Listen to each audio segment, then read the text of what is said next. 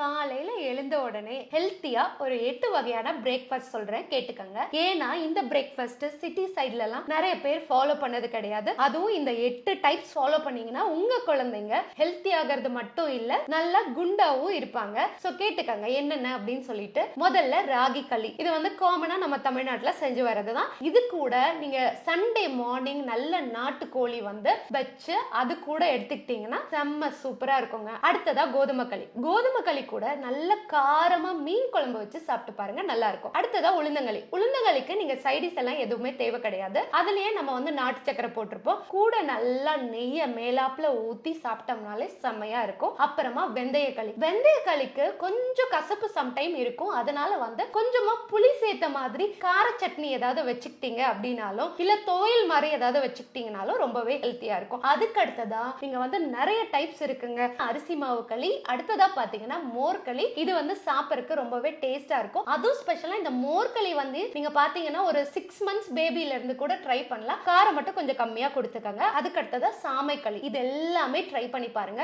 குழந்தைங்க ஹெல்த்தியாவும் இருப்பாங்க. Plus taste வைஸும் ரொம்பவே சூப்பரா இருக்கும். இதெல்லாமே ட்ரை பண்ணி பாருங்க.